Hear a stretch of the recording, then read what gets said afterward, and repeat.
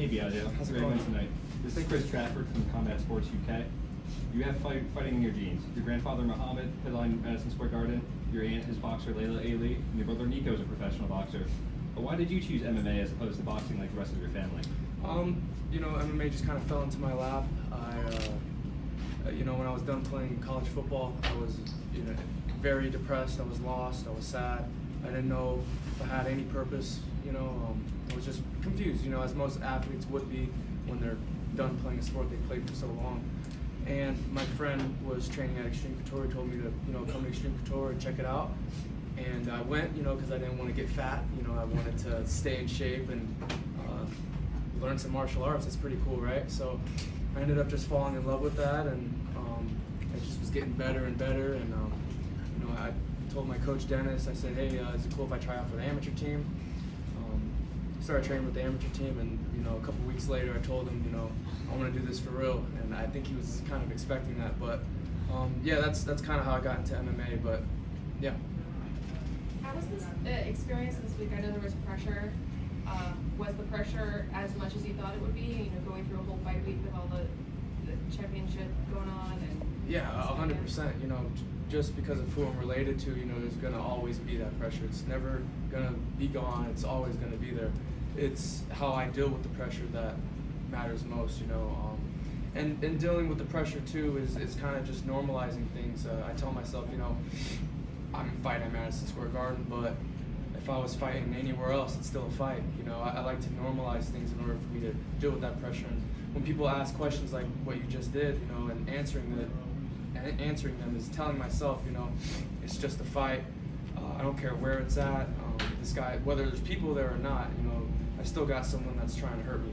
So in order to deal with those pressures, I just tell myself that, and that's how I deal with it usually. Biaggio, Anik Subramanian, Fightbook MMA. Congratulations on a great performance. Thank you. Now you look very crisp in your striking. Now what discipline in MMA are you most comfortable with? With striking, wrestling, grappling? I like to stand and strike.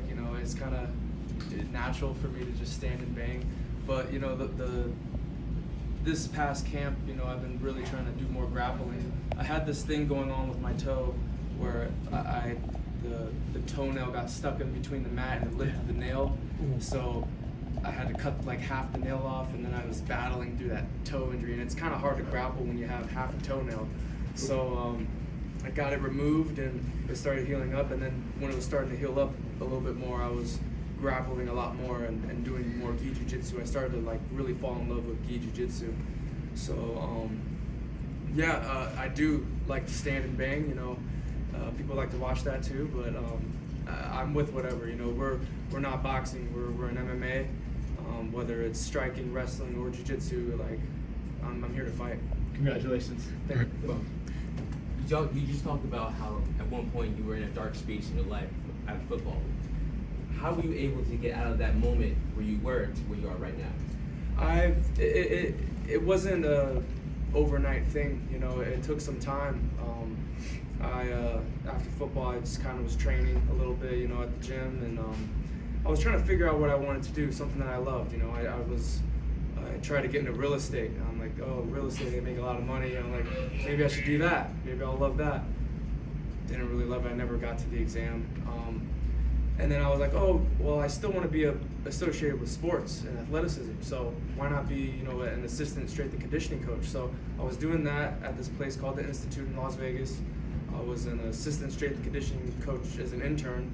And a lot of the guys I was working with were some of the fighters at my gym, like Jeremy Kennedy, Pooney, Kai Kamaka, his brother Tristan. And I just remember standing there and thinking to myself, I'm 22 years old, why am I a coach? I'm still young, I can still compete, I can still be the athlete, I miss being the athlete.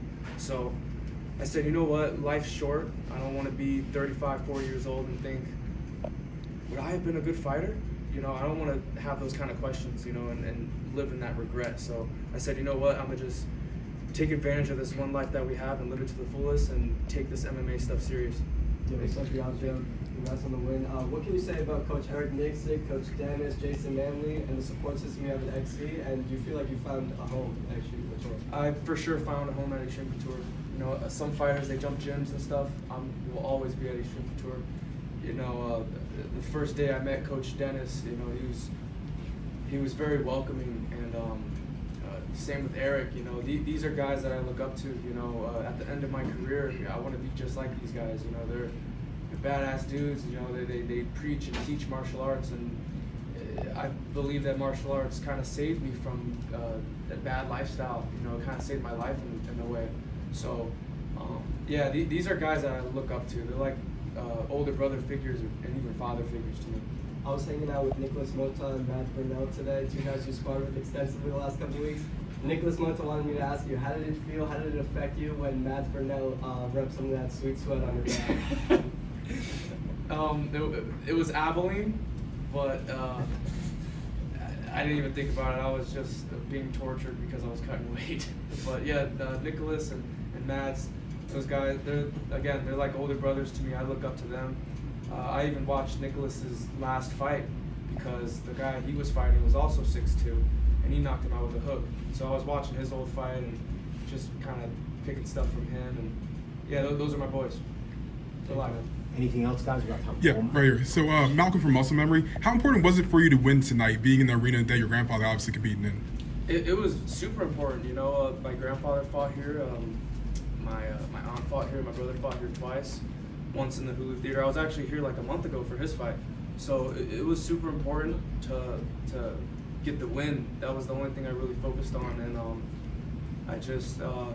I visualized and I meditated a lot leading up to this fight. I prayed a lot leading up to this fight. So after I got the win, it was almost like I wasn't surprised because in my head I was here 50 times, you know? Yeah.